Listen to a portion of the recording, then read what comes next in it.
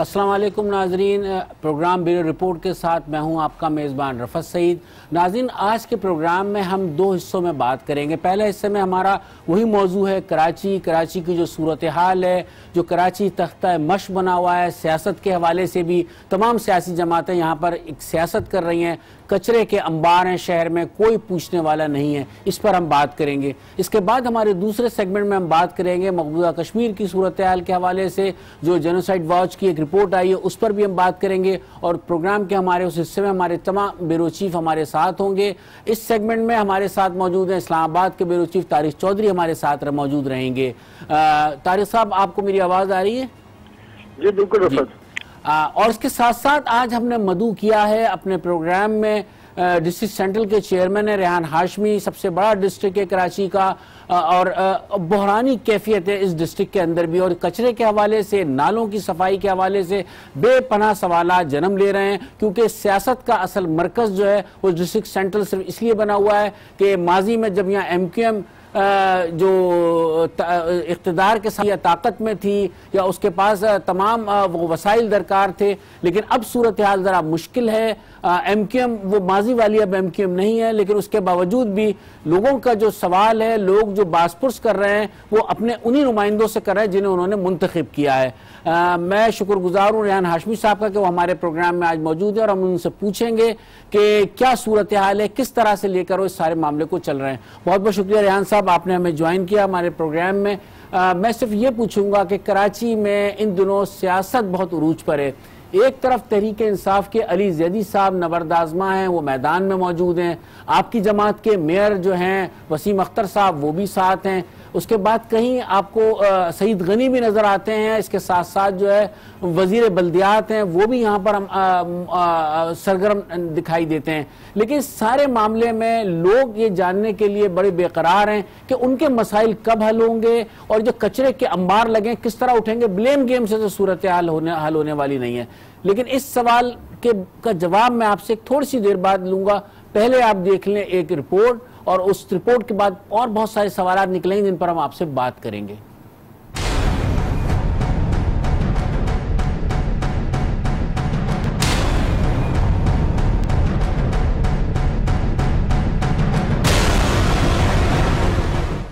ये है मनो टनो कचरे तला दबाग कराची, जहां हर तरफ कूड़ा करकट के पहाड़ हैं, जिससे फैलता ताफुन वबाई अमराज का तूफान उठा रहा है।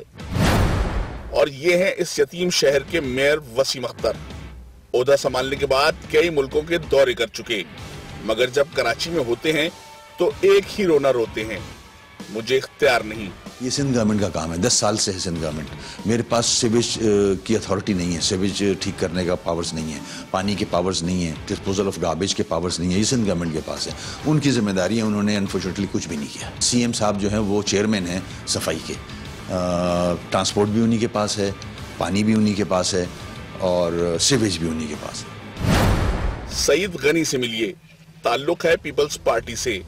कराची से दूसरी मर्तबा मुंतखब हुए। चंद रोज पहले तक वजीर बल्दियात थे, अब वजीर इत्तलात हैं। अपने हल्के का बुरा हाल है, मगर सिंध हुकूमत का भरपूर दिफा करते हैं। जिम्मेदारियां उनकी हैं, अपनी जिम्मेदारियां वो पूरी नहीं कर पा रहे हैं, उस पर इल्ज़ाम लगा रहे हैं। MQM बजाय इसके कि अपने इत्तेहादी को ये कहे कि खुदा के लिए या तो जो कचरा तुमने शहर में फैलाया उसको उठाओ, या ये ड्रामेबाजी बंद करो जो नालों की सफाई का आपने ड्रामा रचाया है। ये PTI की B टीम बन गई है MQM। जमहूरी हुकूमतों के खिलाफ, पीपल्स पार्टी की हुकूमत के खिलाफ साजिशें होती हैं, MQM उसमें फ्रंट फुट होती है। इलेक्शन 2013 के नताइज के बाद तहरीक इंसाफ भी कराची की स्टेक होल्डर बन गई। कौमी असेंबली की 14 और सूबाई असेंबली की तकरीबन 2.5 दर्जन नशिस्तें रखती है और मुस्तकबिल में मेयरशिप की उम्मीदवार भी। लिहाजा वफाकी वजीर अली जैदी को मैदान में उतारा गया है, मगर यहाँ भी ऊंची दुकान और फीके पकवान वाली बात है। हमारा एक ही मिशन है, वो है कराची को कचरे से साफ करना। ये टाइम बाउंड नहीं है, ये टारगेट बाउंड है। जितनी जगह कचरा पड़ा रहेगा हम सफाई करते रहेंगे। शहर के अंदर सेक्शन 144 इम्पोज किया जाए। 3 सियासी जमातें अलग अलग कराची से निकलने वाले 12,000 यौमिया कचरे पर सियासत कर रही हैं, मगर मिलकर कचरा उठाने को तैयार नहीं। काशिफ फारूकी, आज न्यूज, कराची। नाजरीन, आपने ये पैकेज देखा, इसने भी कई सवालों को जन्म दिया और फिर बुनियादी मेरा सवाल रेहान हाशमी साहब से यही है कि हम हर एक से यही पूछते हैं कि जिम्मेदार कौन है, कौन इन चीज़ों को साफ करेगा। सब एक दूसरे को मुरीद इल्ज़ाम ठहराते हैं। आपके मेयर जो हैं वसाइल की बात करते हैं, क्या असल सूरत-ए-हाल है क्या? बिस्मिल्लाहिर्रहमानिर्रहीम। रफ़ी साहब, जिस तरह के आपने प्रोग्राम के पहले हिस्से में बताया कि माजी में भी मुत्तहिदा कौमी मूवमेंट जिस तरह यहाँ पर बल्दियाती निज़ाम और जिस तरह मैंडेट रखती थी, तो लोगों की तवक्कुआत मुत्तहिदा कौमी मूवमेंट से ही वाबस्ता है। माजी में आपने देखा जब फारूक सत्तार भाई मौजूद थे एज ए मेयर, और उसके बाद मुशर्रफ दौर में जब हमारी निज़ामत थी, तो आपने देखा कि पूरे पाकिस्तान में इसकी मिसालें दी जाती रहीं, कराची की बिलखुसूस, और जहाँ जहाँ मुत्तहिदा कौमी मूवमेंट की निज़ामत थी। अच्छा, अब आम आदमी को इससे गर्ज नहीं है कि इख्तियारात हैं नहीं हैं, लेकिन हम जिस मनसब पर फायज़ हैं तो हमें कम से कम लबकुशाई भी करनी चाहिए, और वो फ़राइज़ के साथ साथ अदा करना चाहिए। बल्दियाती इदारे क्या हैं? बुनियादी बल्दियात का काम दरअसल सेवरेज का काम है, वाटर रिहेबिलिटेशन का काम है, पानी की सप्लाई है, कचरा उठाने का मामला है, या बिल्डिंग कंट्रोल से रिलेटेड है। ये बुनियादी बल्दियात के काम हैं। जहाँ पर दूसरी जानिब देखें तो वाटर एंड सेवरेज बोर्ड बल्दियाती इदारा, बल्दियात के पास नहीं। बिल्डिंग कंट्रोल बल्दियाती इदारा, बल्दियात के पास नहीं। Master plan, Karachi development, LDA या SBCA, जिसको KBCA को SBCA कर दिया, ये तमाम इदारे बल्दियाती बुनियादी इदारे हैं जो कि मेयर या बल्दियात के पास है ही नहीं। रहा सहा सॉलिड वेस्ट, कचरा उठाना, 5.5 अरब रुपया इस साल मख्तस करके solid waste management department article 140A की खिलाफ वर्जी करते हुए तो कर ही रहे। जो आर्टिकल आईन पाकिस्तान का हिस्सा है वो ये कहता है कि administrative and financial power shall be devolve from the provinces to the local government. वो उस आइन की पासदारी इस अंदाज में हो रही है कि बुनियादी बल्दियाती इदारे लेकर सिंध हुकूमत ने अपने पास रख लिए। सॉलिड वेस्ट को जितने पैसे दे रहे हैं कचरा उठाने के लिए, क्या उसका 1 रुपया भी बल्दियात को, जिनके पास जिन्होंने सॉलिड वेस्ट से अभी मुखासमाना एक पॉलिसी के ऊपर वो अपना इख्तिलाफ रखा हुआ है, उनको दिया? नहीं दिया। अच्छा रेहान साहब, आपकी सारी बातें हम मान लेते हैं कि तमाम ज़्यादतियाँ आपके साथ हो रही हैं, आपको फंड्स नहीं मिल रहे, आपके इख्तियारात सल्ब कर लिए, इसमें आप अपने आप को जिम्मेदार समझते हैं? क्योंकि जो कल डॉक्टर फारूक सत्तार साहब से हमारी बात हुई, उन्होंने कहा जब यहाँ रहमान मलिक माजी में आया करते थे तो हर चक्कर में कोई जादू की जप्पी थी उनके पास, हर चक्कर में वो सारे इख्तियारात कुछ ना कुछ इख्तियारात मुंतकिल हो जाते थे सिंध हुकूमत को। तो उस वक्त भी तो आप लोग मौजूद थे। इसका मतलब है कि आपने अपने इख्तियारात खुद दिए सिंध हुकूमत को, सिंध हुकूमत ने छीन कर तो नहीं लिए ना। देखिए चलो, ये तो जो लोग रेस कर रहे हैं तो बेहतर वही बता सकेंगे, लेकिन जो मेरी अपनी जो मैं रिकॉल कर रहा हूँ वो ये है कि 2001 का कानून था मुशर्रफ दौर में जी। उसके बाद 2013 का SLG आया, 2013 में यकायक तब्दीली हो गई। आपने मुत्तहिदा कौमी मूवमेंट के जो पार्लियामेंटेरियंस उनको ये भी देखा हुआ कि सख्त तरीन तहफ़्फ़ुज़ात का इजहार किया, वॉकआउट किया। जो जमहूरी तरीक़े हैं वो हमने इख्तियार किए, हत्ता कि हम जुडिशरी के पास भी चले गए, हम सुप्रीम कोर्ट चले गए, हमने पिटीशन दायर कर दी। इसके अलावा और क्या कर सकते? जो हमारी जो दस्तरस में चीज़ें थी वो करते रहे और कर रहे हैं हम। लेकिन जब आपके पास इख्तियार कुल था तो उसमें आपने वो काम कराची में नहीं किए जो करना चाहिए थे, और अगर वो काम आप कर लेते तो आज शहर की सूरत हाल नहीं होती। क्या इस बात से आप इत्तेफाक करेंगे? कराची एक ऐसा शहर कि जिसको सब अपना कहते हैं लेकिन कुछ कोई देने को तैयार नहीं। मैं मिसाल दूं कि जब डॉक्टर फारूक सत्तार भाई MQM की रिप्रेजेंटेशन एज अ मेयर कर रहे थे, उसके बाद निजामत का दूसरा आया, ये वो दौर थे कि जब जिसकी मिसालें दी जा रही थी ना, पूरे पाकिस्तान में मिसाल दे रहे थे, उसी तर्ज पे लाहौर का भी मैकेनिज्म डेवलप किया गया। इस दौर में क्या ये पता था कि कराची के अंदर जो रोजगार की तलाश के लिए भी लोग आते हैं, IDPs भी आए, जो पॉपुलेशन इनफ्लो हुआ। देखें, ये दुनिया भर में ये ट्रेंड है कि रैपिड अर्बनाइजेशन होती है।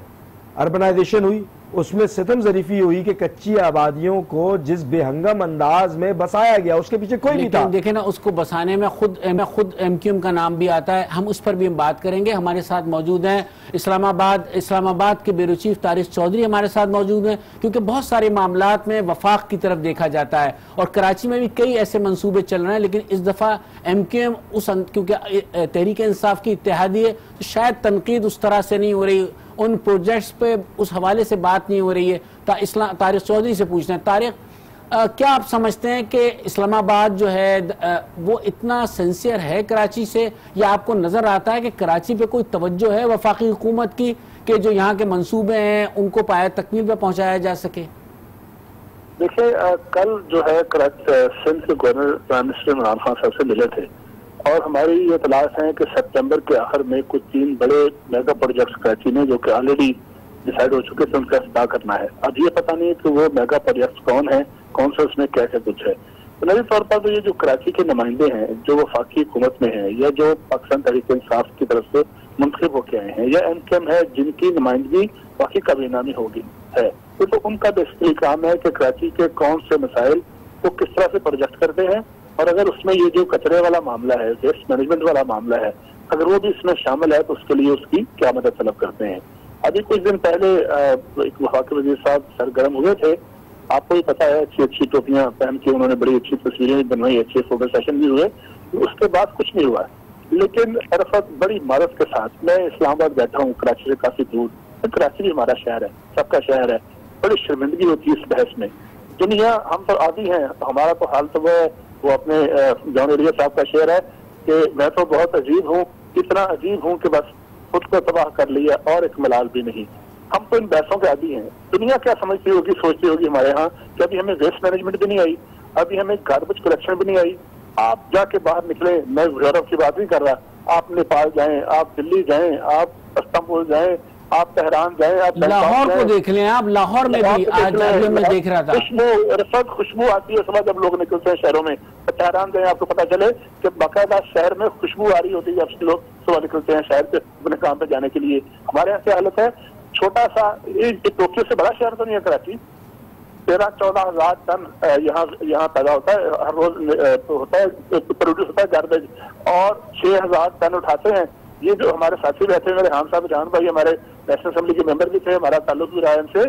सर, अगर सारी जिम्मेदारी, अगर 4 डिस्ट्रिक्ट में जिम्मेदारी जो है वेस्ट मैनेजमेंट उसकी है, तो 2 डिस्ट्रिक्ट में आपकी भी है, डीएमसी की भी है। चले आपने कहीं कुछ कर लिया होता, या अगर आपने कुछ नहीं किया, बिल्कुल सही कहा तारिक साहब, इनसे तो जिम्मेदारी सबकी है। और कराची का कचरा तो बिल्कुल सोना माना जाता है और उस कचरे से बहुत कुछ हो सकता है। ये जो आलाइशें थी, सुन लीजिए, दुनिया ने ऐसी फराई निकाल ली कि दुख होता है, तकलीफ होती है ऐसी बात करके, और कुछ नहीं। आपको पता है कि ये जो जितना वेस्ट कराची में कचरा पैदा होता है, 600-400 मेगावाट बिजली पैदा हो सकती है इससे। हमें हुए काम भी नहीं लेना है उससे। दुनिया उससे कूड़े से बिजली पैदा कर रही है। दुनिया पता नहीं किस दुनिया प्लास्टिक का जो वेस्ट है उसको रिसाइकिल करती है, उससे खिलौने बनाती है। अच्छा तारिक साहब, मैं दरअसल रेहान साहब की तरफ जाऊंगा। रेहान साहब, ये बताइए, आपके तहफ्फुज़ात के बारे में सुना था कि आप की जमात जो है वो तहरीक इंसाफ की इत्तेहादी तो है, लेकिन ये तहरीक इंसाफ जिस तरह सरगर्म है कराची में, अली जैदी साहब एक टीम लेके, एक सफाई मुहिम लेके चल रहे हैं, आपने कोई खत लिखा था, आपके भी तहफ्फुज़ात हैं? देखिए, मैं चौधरी साहब की बात का बिल्कुल उन्होंने दुरुस्त कहा। मेरे तहफ्फुज़ात, क्योंकि हमने सॉलिड वेस्ट को नहीं दिया, उसकी 2-3 रीज़न्स हैं। पहली रीज़न ये कि जितना पैसा आप इंटरनेशनल बिल्डिंग में लगा रहे हैं उसका आधे पैसे में ये काम क्यों नहीं हो सकता? क्या पाकिस्तानी कौम इस काबिल भी नहीं है कि अपना वेस्ट मैनेजमेंट कर सके? आप आजमा कर तो देखें, चेक एंड बैलेंस करें। दूसरा जो मेरा रिजर्वेशन है, और ये बारहा हर जगह पर, हर फोरम पे बोलता रहा हूँ, कोर्ट में बोलता रहा हूँ, वाटर कमीशन में जाके बोलता रहा हूँ, और मुझे नहीं मालूम कि मेरे साथ क्या होगा ये ज्यादा बोलने की वजह से। मैं ये कहता हूँ ये ऑफिशियल मनी लॉन्ड्रिंग है। उसकी वजह यह है कि आप पाकिस्तानी कौम का पैसा, जो पाकिस्तानी कौम खुद कर सकती है, ट्रांसफर ऑफ टेक्नोलॉजी करते, आप इक्विप करते, चेक एंड बैलेंस करते, कोई मैकेनिज्म बनाते कि चेक किया जा सके, लेकिन वो पैसा आपका जा रहा है बाहर। क्योंकि हम शायद इस काबिल नहीं है और हमारा कंट्रोल नहीं है। वेस्ट मैनेजमेंट आपको या तो मेयर के इख्तियार में देना चाहिए, चेक एंड बैलेंस होना चाहिए था, नहीं है। और इसके अलावा भी बहुत सारी चीजें हैं। आज से कई साल पहले यहाँ के एक साबिक एडमिनिस्ट्रेटर को मैंने ऑफर दी थी कि फॉरेन इन्वेस्टमेंट जो फ्री ऑफ कॉस्ट पैसे दिए जा रहे थे, कोई करने को तैयार नहीं। और इसके अलावा पब्लिक प्राइवेट पार्टनरशिप का भी लेटर लिखा है मैंने कि सॉलिड वेस्ट के ऊपर जितना पैसा खर्च किया जा रहा है, पब्लिक प्राइवेट पार्टनरशिप का इदारा मौजूद है, सीएम के जरिए निगरानी चलता है, उसके जरिए क्यों नहीं कर लेते। एनीवे, ये तो माजी का हिस्सा हो गया। जब कभी बात निकलेगी तो ये आगे रकम की जाएगी, इस बात को रकम किया जाएगा। आपने एक सवाल पूछा कि जो रिजर्वेशन है, मैंने खत लिखा, बिल्कुल लिखा, इस मुहिम को सक्सेसफुल बनाने के लिए लिखा, कराची शहर को बेहतरी की तरफ लाने के लिए मेयर साहब को लिखा था कि जो डिपार्टमेंट जिनके पास तजुर्बा कई दिहाइयों का है, 20-20, 30-30 साल का तजुर्बा है, एक लेमैन अप्रोच पे मैं चीज़ों को बेहतर मैं खुद नहीं कर सकता। उसकी वजह यह कि जब तक कि मैं एक्सपर्ट ओपिनियन जो कि अवेलेबल एक्सपर्ट ओपिनियन है उनको इक्विप करूं, उनको इक्विप क्यों नहीं कर रहे हम, ये रिजर्वेशन है। फिर जो लोग वहां पर डिपार्टमेंट काम कर रहे हैं, उन डिपार्टमेंट्स के जरिए फ्रंट लाइन पर रखकर आप मॉनिटरिंग का एस्पेक्ट करें और उन सैनिटेशन और हेल्थ डिपार्टमेंट से जो कि ऑलरेडी काम कर रहे हैं दिहाइयों से, उनसे काम लें, ये रिजर्वेशन है। फिर तीसरी चीज ये कि मुंतखब बल्दियाती नुमाइंदे भी मौजूद हैं, चाहे वो किसी भी पॉलिटिकल पार्टी के हों, उनको ऑन बोर्ड लिया जाए। उसको ही पता होगा कि इलाके के डायनेमिक्स गार्बेज जनरेशन के क्या हैं, कहां पर जरूरत है, कहां से साइकिल बनेगी, कहां से सप्लाई चेन बनेगी, कहां पर सॉलिड वेस्ट है, कहां पर डेब्रीज है, कहां पर सिल्ट है। लेकिन रेहान साहब, जिम्मेदारी का तयन करना होगा, कौन जिम्मेदार होगा। आम आदमी को तो रिजल्ट चाहिए, आम आदमी को तो बदबू आलाइशों से जो वबाई इमराज फूट पड़े हैं शहर में, जो सूरत हाल बन रही है, बच्चे बीमार हो रहे हैं, गंदा पानी। आप बताएं, इस शहर में, कराची जैसे शहर में, पीने के पानी में गटर का पानी मिलकर आ रहा हो, कोई पूछने वाला ना हो। आप कहते हैं वाटर बोर्ड आपको चाहिए, वाटर बोर्ड की तो ये सूरत हाल है। आप कहते हैं आपको सिंध बिल्डिंग कंट्रोल अथॉरिटी चाहिए, तो सिंध बिल्डिंग कंट्रोल अथॉरिटी की सूरत हाल है, उसमें इतनी दिलचस्पी है। केडीए के लिए कहा जाता है कि वहां तो पैसा ही नहीं है, ना जमीन है केडीए के पास। तो फिर आप ये ऐसे इदारे लेकर क्या करेंगे? देखिए, और फिर आवाम को होप क्या देंगे? आप लोग तो आपसे तवक्को कर रहे हैं ना, कुछ करके दिखाएं। देखिए, इसमें कोई दो राय नहीं कि लोगों की तवक्कुआत वाबस्ता हैं। चाहे वो सेवरेज का मसला है, भले से वो सेवरेज एंड वाटर जो है सिंध गवर्नमेंट के जेर इंतजाम काम कर रहा है, लेकिन आवाम की दस्तरस हम तक है, क्योंकि किसी बड़े अफसर के पास आवाम की दस्तरस नहीं होती। और हमारा कॉम्पिटिटिव एज क्या है कि हम आउटरीच भी और लोग भी एक्सेस में हैं हमारे, तो लोग आवाम की तवक्कुआत हमसे वाबस्ता हैं अमूमी तौर पर। देखें, ये तमाम एक्सरसाइजेज, चाहे वो खत लिखना हो, तजवीज़ देना हो, तहफ़्फ़ुज़ात का इज़हार करना हो, या आपके प्रोग्राम में आकर बैठ कर दरख्वास्त करनी हो, चीज़ों को बेहतर बनाने की काविशें करनी हो, इन काविशों के नतीजे में चीज़ें अगर 5% भी बेहतर होती हैं तो वो काविशें दरअसल वो एक लार्जर स्केल पर, मैक्रो लेवल के ऊपर चीज़ों को बेहतर करने की काविश है। तो ये तमाम उसका कॉम्पोनेंट है जो हम आपके प्रोग्राम में भी आ रहे हैं, या कहीं पर जा रहे हैं, या कहीं पर लेटर मूव कर रहे हैं। एक ऑब्जेक्टिव है कि लोगों को रिलीफ मिले। हम आज भी दावेदार हैं कि स्टेक होल्डर हम हैं। लोगों की स्टेक होल्डर कोई चीज को देना जिम्मेदारी की बात है कि अगर आप ये जिम्मेदारी लेते हैं, कचरा, आलाइशें, शहर में जो ये सूरत हाल है इस वक्त, कचरे के अंबार हैं, नाले भरे हुए हैं, क्या है इसके? देखिए, और साथ इसका हल भी दीजिएगा। देखिए, बावजूद इन तमाम बातों के कि बहुत सारे इदारे हमारे पास नहीं है, लेकिन हम फिर भी अपने डोमेन से निकलकर चीज़ों को बेहतर करने की कोशिश कर रहे होते हैं। ये वाटर कमीशन जब कायम था उस वक्त हमने बहुत सारी चीज़ें उनके रिकॉर्ड में लेकर आते रहे। हम सेवरेज का निज़ाम, मैं अपने ज़िले की बात कर लूँ, 60-70% सेवरेज के निज़ाम को बेहतर करने में हमने किरदार अदा किया है। सेवरेज और वाटर बोर्ड ने अगर 20%, 5%, 10% किया है तो 70-80% हमने किया है, रिकॉर्ड पे मौजूद है। चीज़ों को पिन पॉइंट कर सकते हैं हम, क्योंकि हमने आवाम को रिलीफ देना है। अगर काश के सेवरेज एंड वाटर बोर्ड अपना काम कर रहा होता। जवाब आप दीजिए कि गलाजत के ढेर उठाने की तारीख किसकी है शहर से?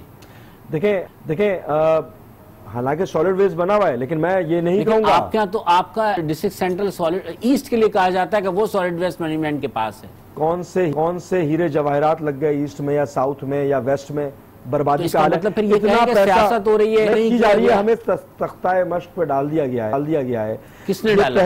इस पहलू को देखें कि आज कराची वाला नौजवान जो पाकिस्तान की सियासत में, पाकिस्तान की इकोनॉमिक एक्टिविटी में, पाकिस्तान के किसी प्रोफेशनल सेक्टर में कारनामे करता था। आज मैं university, college, quota system abolish करने या कराची की तरक्की या अर्बन यूनिवर्सिटी के क़याम की बात नहीं कर रहा हूं। बदकिस्मती है कि आज मैं आपके प्रोग्राम में बैठा हुआ कचरा उठाने के ऊपर दरख्वास्त कर रहा हूं कि जितना शहर का दुरुस्त कह रहे हैं, लेकिन इतना बड़ा मसला बन गया है कि जिस पर आप देख रहे हैं कई दिनों से मीडिया पर भी देख लें आप, बल्कि अब तो बैनुल अक़वामी सतह पे भी इसका तस्करा होने लग गया है। मैं एक चीज मैं इसी तरफ आपकी तवज्जो मबजूल कराना चाह रहा हूं कि क्या जो लोग अर्बन सिंध के रहने वाले लोग जो पाकिस्तान के नाम को दुनिया भर में मशहूर करने के लिए जो कारनामे अंजाम दिया करते थे, आज वो कचरे के चक्कर में फंस गए। क्या आपको इसमें साजिश नजर नहीं आती?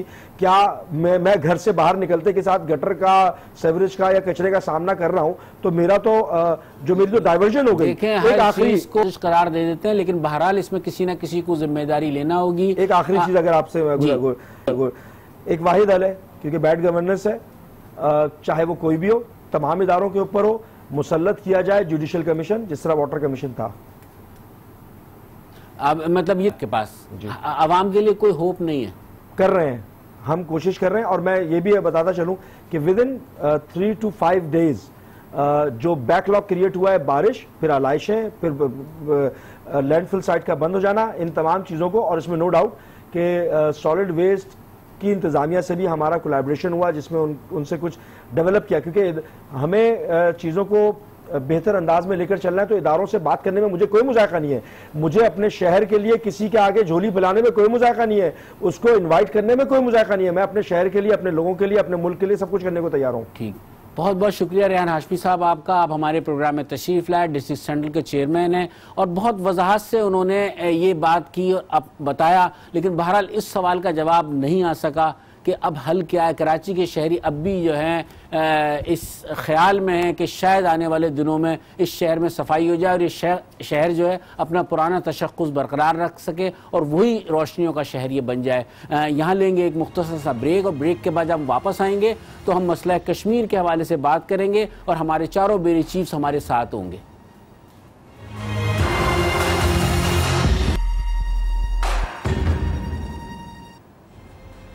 वेलकम बैक नाजरीन। ब्रेक के बाद हम हाजिर हैं। प्रोग्राम ब्यूरो रिपोर्ट का सिलसिला जारी है। पहले सेगमेंट में हम कराची पे बात कर रहे थे, अब हम बात करेंगे मकबूजा कश्मीर की सूरत हाल के हवाले से। हर गुजरते दिन के साथ गंभीर होती चली जा रही है। फिर जो जेनोसाइड वॉच की एक रिपोर्ट आई है वो मौजूद बहस दिन भर से बनी हुई है। उसमें जो बातें सामने आई हैं वो काफ़ी ख़तरनाक बातें हैं। किस तरीके से वहाँ पर एक इंसानी अलमिया जन्म लेने वाला है, भारत के अज़ाइम भी वाज़े हो रहे हैं, इस पर भी हम बात करेंगे। इसके साथ साथ वज़ीर आज़म पाकिस्तान ने एक इंटरव्यू दिया है जिसमें उन्होंने बड़े दो टोक अल्फाज में ये बात की है कि इंडिया से अब बात नहीं हो सकती। लेकिन इसके साथ साथ उनका जो दौरा अमेरिका है, अक़वाम मुत्तहिदा के जनरल असम्बली का इजलास में जा रहे हैं, उसकी तारीख अब आ गई है और उसके लिए भी बहुत भरपूर तैयारी हो रही है। तो उस पर हम बात करेंगे। हमारे चारों ब्यूरो चीफ हमारे साथ हैं। इस्लामाबाद से जनाब तारिक चौधरी, लाहौर से अनवार हाशमी, पेशावर से हैं फरजाना अली और कोयटा से मुजीब अहमद। ये तमाम लोग हमारे साथ हमारे प्रोग्राम में मौजूद होंगे, लेकिन पहले हम एक पैकेज देखेंगे, उसके बाद हम इस पर बात करेंगे। इमरान खान ने भी मकबूजा कश्मीर में नस्ल कशी का खदशा जाहिर कर दिया। अमरीकी जरीदे न्यूयॉर्क टाइम्स को इंटरव्यू में कहा कि 80 लाख कश्मीरियों की जान खतरे में है। अक़वाम मुत्तहिदा की आम फौज और मुबस्सरीन मकबूजा कश्मीर भेजे जाएं। वजीर आजम ने कहा कि भारत से मुज़ाकरात के लिए तमाम कोशिशें की, बदकिस्मती से भारत ने मेरी बातों को महज इत्मीनान के लिए लिया। भारतीय हुकूमत नाजी जर्मनी जैसी है, भारत से बातचीत के लिए मजीद कुछ नहीं कर सकते। वजीर आजम ने बताया कि अमरीकी सदर को तबाह कुन सूरत हाल के खदशे से आगाह कर दिया है। नाजरीन, आपने ये पैकेज देखा जिसमें आपने मनाजिर देखे होंगे। हम गुफ्तगू का आगाज़ करेंगे इस्लामाबाद से तारिक चौधरी साहब से, क्योंकि हस्बे रिवायत क्योंकि दारुल हुकूमत से हैं, उनसे ही हम बात करते हैं। तारिक साहब, इस रिपोर्ट में बहुत सनसनीखेज इंकशाफात हैं और बहुत सारे खतरात के बारे में आगाह किया वज़ीर आज़म ने भी और इस रिपोर्ट में भी। क्या कहेंगे आप, क्या इस पर आपका टेक? जी तारिक साहब, तारिक चौधरी साहब, मैं यही सवाल लेकर चलूंगा लाहौर अनवार हाशमी साहब की तरफ। अनवार हाशमी साहब, आपने ये पैकेज देखा है, जो जेनोसाइड वॉच की रिपोर्ट है उसमें बड़े सनसनीखेज इंकशाफात हुए हैं। वज़ीर आज़म ने भी खुद जिन खतरात की निशानदेही की है, जो वहाँ पे कत्लेआम करने का मोदी सरकार इरादा रखती है, क्या कहेंगे? का जो फैसला था उसके बाद गाहे बगाहे जो भारत है उसकी बर्बरियत, लाकानूनियत और आलमी कवानीन की खिलाफवर्जी जो है वो बेनकाब होती जा रही है।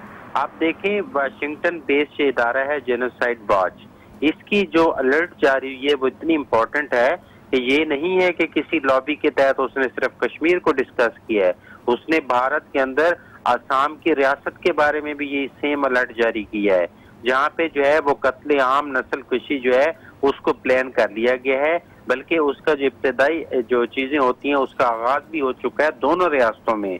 तो ये एक ऐसी तशवीशनाक चीज है कि ना सिर्फ भारत के अंदर की जो सियासी जमातें हैं वो दहल कर रह गई हैं, बल्कि आलमी बरादरी जो है उसको भी अब इंतजार है कि जनरल कौंसिल का जो इजलास होगा जनरल असम्बली का, उसके अंदर वो इन दोनों चीजों को जो है वो हाईलाइट करना चाहते हैं। तो वजीर आजम की तशवीश इसलिए आपके सामने है कि भारत कितनी दफा मिस एडवेंचर के जवाब में मार खा चुका है। पुलवामा का मिस एडवेंचर और उसके बाद पायलटों की जो रुसवाई हुई है, इसके बावजूद भी अगर मोदी इंतजामिया बाज नहीं आ रही और अपनी कौम को भी एक जहन्नम की तरफ धकेल रही है, तो ये फिर उसकी किस्मत है। वजीर आजम ने बिल्कुल अलर्ट जो है ना वो दिया है, अलार्मिंग सिचुएशन बताई है कि मुज़ाकरात से भारत बिल्कुल भाग गया है, और उसका मतलब ये होता है कि दो एटमी ताकतें आमने सामने खड़ी हो गई हैं, आंखों में आंखें डालकर खड़ी हो गई हैं। और यकीनन जो बंदा वो होता है जो जारियत की तरफ माइल होता है, जिसने जारियत के इकदामात उठाए होते हैं, वो बुज़दिल होता है। और दूसरी जो दिफाई हाशमी साहब, आपने बिल्कुल दुरुस्त कहा कि भारत जारियत पे आमादा नजर आता है। मैं यही तमाम चीजें लेकर तारिक की तरफ से लूंगा। तारिक साहब, सूरत हाल खासी गंभीर है और जिसका इशारा बार बार मिल रहा है कि पाकिस्तान के वजीर खारजा मुसलसल राब्ते भी कर रहे हैं अपने तमाम हम मनसब जो उनके हैं उनसे, लेकिन इसके साथ साथ आप समझते हैं कि आलमी फोरम पे हमें उस तरह से पजीराई मिलेगी और इस इशू को अक़वाम आलम इसके अंदर इस तरह मुदाखलत करेगी और फिर जेनोसाइड जैसी एक बात आई है सामने कि वहाँ कत्ले आम की तैयारी कर रही है, क्या रिएक्शन आएगा अक़वाम आलम की तरफ से? देखिए, अगर तो हमारे पास बैनुल-अक़वामी बरादरी के सामने ये मसला उठाने के अलावा भी कोई और ऑप्शन हो तो फिर तो जरूर हमें बात करनी चाहिए। जब जाहिर है इस सिविलाइज्ड दुनिया में एक ऑप्शन ये है कि आप बैनुल-अक़वामी रायनामा को मुनज़्ज़म करें और कश्मीरियों का जो केस है उसको लोगों के सामने उठाएं, और वहाँ की जो असल सूरत हाल है, ये जो जेनोसाइड वहाँ पर हो रही है और उसका जिसका इम्कान है, उसके खिलाफ जब तक हम आवाज नहीं उठाएंगे, जब तक बैनुल-अक़वामी रायनामा मुनज़्ज़म नहीं करेंगे, उस वक्त तक कुछ नहीं होगा। देखिए, हम अक्सर तनकीद करते हैं, मैं भी करता हूँ, आप भी करते हैं, सब करते हैं, लेकिन फिर इसी सिस्टम से, इसी दुनिया से एमनेस्टी इंटरनेशनल की आवाज भी उठती है, इसी दुनिया से ह्यूमन राइट्स के जो अदारे हैं वहां से भी आवाज उठती है। इसी सिस्टम से जिसमें हम कहते हैं कि लोग हमारी बात नहीं सुनते, उसी सिस्टम से आज जेनोसाइड ये जो वॉच है उसकी रिपोर्ट आई है, और मैं समझता हूँ कि इतनी बड़ी ये एक खौफनाक रिपोर्ट है जो कि भारत के मुंह पर ताज़ियाना है।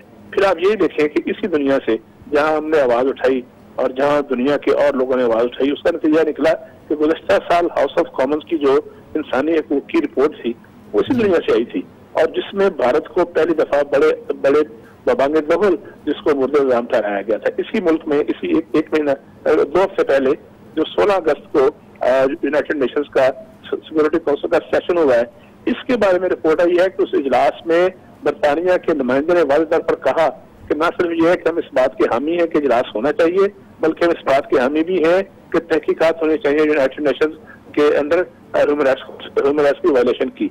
देखिए, इसी दुनिया में सब कुछ सामने आता है, इसी दुनिया में इसी तरह से मसला उजागर करने की वजह से 1.5 साल पहले आपको याद होगा कि 7,000 जो मास ग्रेव्स थी वो दुनिया के सामने बेनकाब हुई थी। इसी दुनिया में सब कुछ लोगों को पता चला ये इस मीडिया में उठाने की वजह से कि पैलेट गनों की वजह से 2,500 जो लोग हैं, 2,500 कश्मीरी हैं जिसमें बच्चे भी हैं, वो नबीना हो चुके हैं। तो जाहिर है ये दुनिया में जब मामला उठाया जाता है, जब आप दुनिया से उनकी इडियम फ्रेजेज में बात करते हैं तो उसका कहीं ना कहीं फायदा होता है और वो कोई ना कोई सच्चाई सामने आती है। मेरा ख्याल है कि ये जो महाज है इसको नहीं छोड़ना चाहिए। बाकी जो है हम जो कुछ कर सकते हैं, जो हमारी सकत में है, जो हमारी बिसात में है, इस्तात में है, कैपेसिटी में है, कैपेबिलिटी में है, वो हमें करना चाहिए। लेकिन साथ साथ हमें ये मामला जो है इसको दुनिया के हर फोरम पर उठाते रहना चाहिए। बिल्कुल, और वो कोशिश भी की जा रही है और अक़वाम मुत्तहिदा में बिल्कुल सरगर्म भी हैं। जेनेवा भी एक एनवॉय को भेजा है, तमाम काम हो रहे हैं। फरजाना, आपकी तरफ आता हूँ। फ्रांसीसी खबररसा इदारे की एक रिपोर्ट के मुताबिक अब तक 4000 से ज़ायद अफराद जो है उनको गिरफ्तार किया गया है। औरतें, बच्चे जिस हालत में हैं, जिन्हें जिस तरह फ़ौज उन पर मजालिम ढा रही हैं, वो चीज़ें बैनुल अक़वामी मीडिया के ज़रिए मंजर आम पर आ रही हैं। क्या कहेंगी आप अगर इस सारी सूरत हाल को लेकर? क्या आप समझती हैं कि आने वाले दिनों में जिस तरह औरतों और बच्चों पर मजालिम ढाए जा रहे हैं, दुनिया खड़ी होगी? और फिर एक कल के लिए एक अपील दी गई है, कश्मीरी रहनुमाओं ने कहा है कि घरों से बाहर निकलें, तो किस जुमे की नमाज के बाद, तो क्या किस तरह से देख रही हैं आप? देखिए, ये वाकई सूरत हाल बहुत ज्यादा खतरनाक है, ख़ुसूसन वो जो हम जेनोसाइड की बात कर रहे हैं, या आपका ये सवाल कि जब वो घरों से निकलेंगे तो फिर फौज का रिएक्शन क्या होगा, ये सारी चीजें जो है हम बरसों से देख रहे हैं। रफ़ा साहब, आपको याद होगा, मैं, आप और हम, बल्कि ये पांचों जो इस वक्त बातचीत कर रहे हैं, हम छोटे थे और हम जब टीवी देखते थे और हमने शऊर संभाला तो दो जगह थी जिन पर हम अक्सर देखते थे कि लोग हैं गलियों में निकले हुए हैं, हाथों में उनके हाथों में बस क्या है, ज्यादा से ज्यादा पत्थर, और दूसरी तरफ एक मतलब आर्मी है, फौज है, हथियारों से लेस फौजें हैं जो कि उनके ऊपर कभी बैलेट गन चलाते हैं, कभी उनके ऊपर गोलियां चला रहे होते हैं। और वो दो जगह थी, एक कश्मीर और दूसरा फलस्तीन। और आज हम कितनी दिहाइयां गुजर गई, आज हम वही बात कर रहे हैं। और मुझे याद आता है, आप लोग तो जेनोसाइड की बात कर रहे हैं, डिटेंशन की बात कर रहे हैं कि हजारों लोग डिटेन है, इस वक्त लापता हैं, जहाँ पे मैं फिगर्स भी देख रही हूँ कि कितने हजार लोग अब तक इस मसले में जाबहक हो चुके हैं, लापता हो चुके हैं। अगर आपको याद हो तो एक और खौफनाक बात है जो अक्सर कश्मीरियों के साथ की जाती है और 90s में भी की गई, और वो पुशपुरा और कोनान का अगर आपको वाकया हो तो कई साल पहले 90s में था, 91 था या 90 था, 30 खवातीन की जो बेहुरमती की गई, उनको रेप किया गया था भारतीय सोल्जर्स ने। ये भी इनका एक बहुत बड़ा मसला है। अब वहाँ पे खवातीन, वहाँ पे बच्चे, वहाँ पे नौजवान, वहाँ पे बूढ़े, सब एक ऐसी जेल में है, उनके साथ किसी की बात कुछ हो सकता है और न जाने क्या कुछ हो रहा है। हम सारे मिलकर यही बातें कर रहे हैं कि आलमी बिरादरी ये कर रही है, UN में ये हो गया, लेकिन मुझे बताएं, यमन में किसी ने उधर से फूड के पैकेट भी खरीदते हैं, उधर से उनके ऊपर जो है रिपोर्टें भी बनाते हैं, लेकिन उधर से कत्लेआम भी हो रहा है। अफगानिस्तान में हम खुद देख रहे हैं अपनी आंखों से, 80s में भी हमने देखा, उसके बाद अब 9/11 के बाद तो जाहिर है काफी बाशऊर थे और जर्नलिज्म भी कर रहे थे, ये सारा कुछ देखा। कश्मीर और फलस्तीन की मिसाल मैं आपको दे चुकी हूँ, इराक की मिसाल दे चुकी हूँ। तो मुझे नहीं समझ आती, जब इतने अदारे हैं, इंसानी हकूक के इदारे हैं, फरजाना, जिस तरह से फरजाना अमरीकी सदर एक्टिव हैं, वो मुसलसल राब्ते में, क्योंकि उनको इस सूरत हाल का अंदाजा हो रहा है कि दो जौहरी कुव्वतें न एक दूसरे के आमने सामने हैं। आप समझती हैं कि कोई वो किरदार अदा कर सकेंगे? यही एक मेरा ख्याल में वो पॉइंट है जिससे दुनिया डरी हुई है। बाकी सच्ची बात मैं आपको बताऊं, ये जो आप ह्यूमन राइट्स की बातें हैं, इसको तो शायद बस हम डिस्कस ही कर सकते हैं, रिपोर्टें ही बना सकते हैं। ये जो पॉइंट अब आपने उठाया कि दोनों ही ऐसी ताकतें हैं जिनके हाथ में एक ऐसा ट्रिगर है जो कि मसाइल पैदा कर सकता है, तबाही ला सकता है, तो शायद यही एक वजह है कि आपको वहां पर से इन्वायरमेंट नजर आ रही है। अब कभी कभी एक और भी कैफियत पैदा हो जाती है। देखें, जो एक कॉन्स्पिरेसी हो रही है, वो चाहे 1947 से हो रही है या उससे पहले से या उससे बाद से, मुझे कभी कभी डर लगने लग जाता है कि क्या वाकई हम तय तो नहीं कर चुके कि हमने डेमोग्राफिक चेंजेस लानी है। अब ठीक, फरजाना इस टॉपिक की तरफ अभी आऊँगा मैं ज़रा थोड़ा सा मुजीब का भी इनपुट मैं उसमें लूँगा। मुजीब साहब, हमने तमाम चीज़ों पर बात की, जेनोसाइड वॉच की रिपोर्ट पर तो सभी लोग बोल रहे हैं, सबने बात की। ये बताइए कि मुस्लिम ममालिक का जो रवैया है उसको आप किस तरह से देख रहे हैं, ख़ास तौर से UAE का, सऊदी अरब का, क्योंकि यूरोप में मुजाहरे हुए, अमेरिका में मुजाहरे, बरतानिया में मुजाहरे हुए, और लेकिन इन दो ममालिक की तरफ से जरा थोड़ी सी लोगों को तशवीश है। जी रिफत साहब, बिल्कुल ये हकीकत भी है। अरब ममालिक की जानिब से जो रवैया अपनाया गया है उसको शायद हम उम्मीद नहीं कर रहे थे कि वो इस तरह का होगा। उन्होंने हमारे हक में कोई बयान वाजे नहीं दिया, कोई मुजाहरे भी नहीं हुए। एज सच देखा जाए तो उनकी ज्यादा इन्वेस्टमेंट, उनके कारोबारी मफादात शायद इंडिया से वाबस्ता हैं, इसलिए वहां से कोई ज्यादा आवाज नहीं उठ रही। OIC के प्लेटफॉर्म से जरूर कश्मीरियों के लिए एक आवाज उठी, लेकिन वो कोई इतनी मौसर साबित नहीं हुई। जो अरब ममालिक हैं, खसूसन कतर है, सऊदी अरब है और इससे के साथ जो दीगर ममालिक हैं, अगर वो चाहते इस मामले को उठाते और थोड़ा सा दबाव पड़ता मोदी हुकूमत पे, थोड़ी बातचीत ईरान के रूहानी पेशवा की जानिब से की गई, उनकी जानिब से कम से कम ये तो कहा गया कि कश्मीरियों पे जुल्म हो रहा है, ये सिलसिला बंद होना चाहिए, नस्लकुशी बंद होनी चाहिए, लेकिन जो अरब ममालिक हैं उनकी जानिब से सच कुछ नहीं है। और इसमें अगर आप देखा जाए तो इसमें शायद हमारी खारजा पॉलिसी की भी नाकामी है और उनके रवाबित भी शायद आपस में ज्यादा है। अगर हम तवातुर के साथ इस मामले को उठाते तो शायद अरब ममालिक भी उस तरह हमारे साथ होते। लेकिन वजीर आज़म इमरान खान ने तो राब्ते खासे बहाल किए थे, सऊदी वली अहद भी यहाँ पर आए हैं, UAE भी वो जाते रहते हैं, खासी मदद भी की शुरू में फाइनेंशियल क्राइसिस। बिल्कुल उन्होंने बिल्कुल राब्ते किए, मगर आप ये जहन में रखें कि ज्यादातर वहाँ पे जो अफरादी कुव्वत काम कर रही है इन अरब ममालिक में वो इंडियंस हैं। इसके अलावा जो कारोबारी माशी मफादात हैं अरब ममालिक के, वो भी ज्यादा भारत के साथ जुड़े हुए हैं। हमें तो वो सिर्फ इमदाद देने की हद तक है, हमें तेल कर्ज पे देने की हद तक है, लेकिन उनके साथ उनके कारोबारी मफादात हैं और वो उसी चीजों को देख रहे हैं। उम्मत मुस्लिमा इस वक्त सामने नहीं है, इस वक्त कारोबारी मफादात ज्यादा सामने। ठीक, सॉरी जी जी आपको, लेकिन मैं ये कहना चाहती हूँ, ये जो उम्र का जो सवाल है ना, असल में इसमें हम हमेशा कंफ्यूज रहे हैं।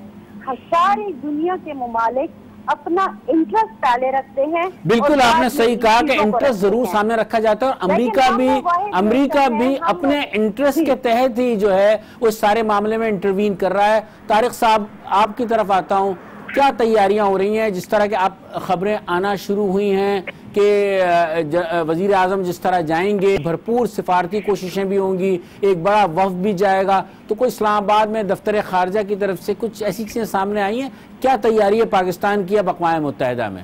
देखिए, मैंने अर्ज किया कि तो उसकी बड़ी भरपूर तैयारियां हो रही हैं और सिर्फ ये दौरा नहीं है बल्कि और बहुत सारे साइडलाइन पर मुलाकातें भी खासी तय हो रही हैं। जी वो भी हो रही हैं। खासे डिप्लोमेटिक इनिशिएटिव हैं जो कि अगले 15-20 दिनों में जिनको पाकिस्तान एक्सप्लोर करना है। बुनियादी तौर पर एफर्ट वही है कि किसी तरीके से इस मामले पर जो सुपर पावर है उनको सेंसिटाइज किया जाए और सेंसिटाइज करके सबसे पहली जो कोशिश है, जो सबसे पहली इस वक्त पाकिस्तान की इमीडिएट एफर्ट है, वो ये है कि किसी तरीके से कर्फ्यू उठे और इमीडिएट रिलीफ मिले। ठीक, इमीडिएट रिलीफ की बात है कि पाकिस्तान वो आवाज बुलंद करे। हाशमी साहब, चूंकि अब प्रोग्राम का आखिरी हिस्सा चल रहा है, हाशमी साहब की तरफ आता हूँ। हाशमी साहब, सिर्फ ये बताइए आप मुझे कि पाकिस्तान अब क्या इकदामात कर सकता है, किस तरह से इसको लेके चल सकता है कि ये कैफियत जो है जरा थोड़ी कम हो, बहरानी कैफियत जो इस वक्त है? देखिए, एक तो मुख्तसर सा मैं ये बताना चाहता हूँ, जो उम्मत मुसलमान की आपने बात की उसमें एक चीज रह गई है कि आज बहुत ही एक अप्रिशिएट होने वाली चीज है कि ईरान ने खासतौर पर ईरानी पार्लियामेंट ने एक मुत्तफिका करारदाद मंजूर की है कश्मीर के हक में और भारतीय मजालिम के खिलाफ। तो ये बहुत ही मुस्बत चीज है जो कि ईरान ने अपना किरदार अदा किया है। यकीनन नजर तो हमारी अब जनरल असम्बली पे है, जहाँ पे पता चलेगा जिन ममालिक की आप बात कर रहे हैं कि वो पाकिस्तान के साथ साथ कौन आवाज जो है वो उठाता है। अगर वो आवाजें काफी कार्नर उठ गई तो ये केस मजबूत हो जाएगा। बिल्कुल, आपने केस मजबूत की बात की, बहुत बहुत शुक्रिया आपका, क्योंकि टाइम बहुत। मैं अपने तमाम ब्यूरो चीफ्स का शुक्रगुजार हूँ, तारिक चौधरी साहब आपका, अनवर हाशमी आपका, फरजाना अली और मुजीब अहमद। आज के प्रोग्राम से इजाजत दीजिए अपने मेजबान रफत सईद को। अल्लाह हाफिज।